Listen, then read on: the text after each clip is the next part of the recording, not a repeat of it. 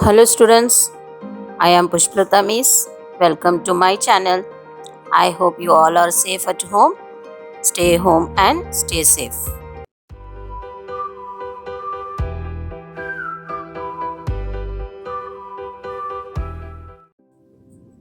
Today we will continue lesson number 9, producing food, topic harvesting. Okay, before that, if you haven't watched the previous video, please watch it first and continue this video, otherwise you are not able to understand this chapter properly. Okay, our topic is harvesting. Harvesting means cutting the crops.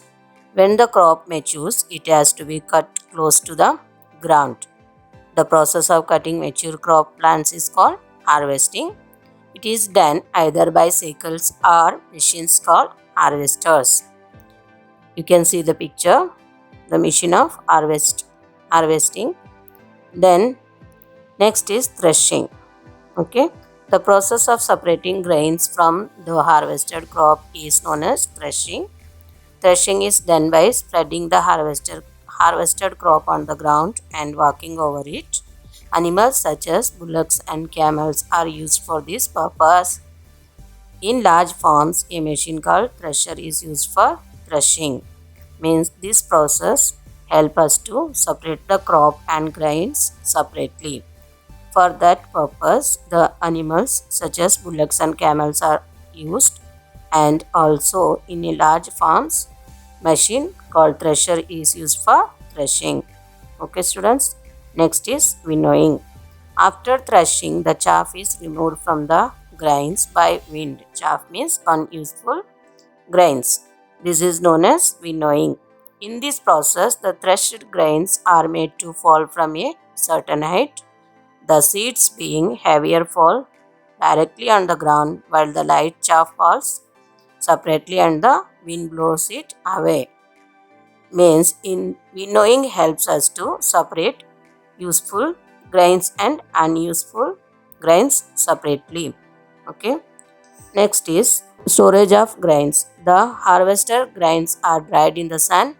Then the clean grains are then put in gunny bags and transported to go down known as granaries or silos. Granaries or silos should be a dry, cool place and also protected from rats, insects and birds. Okay, next is how we get food grains. The harvested grains stored in granaries or silos are transported in trucks to the wholesale market for sale, and shopkeepers and vendors buy food grains from these wholesale markets, and we buy food grains from the shopkeepers. Then the food grains bought by us are cooked and eaten. This is how we get our food. This is called the journey of food. Then types of farming. One type of farming practice is subsistence farming. In subsistence farming, many farmers have their own small fields. All the members of the family work in the field. The yield from this farming is enough only for the farmers, not for the sale. Okay. Next, problem faced by small farmers. Small farmers who practice subsistence farming generally depend on rain for their crops.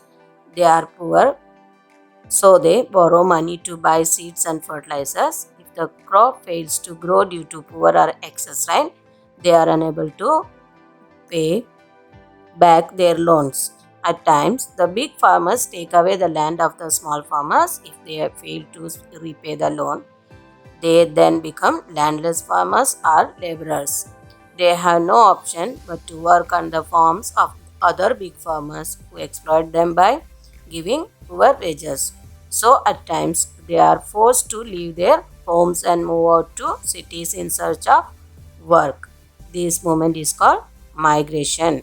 The government, however, has various schemes to help small farmers. Okay.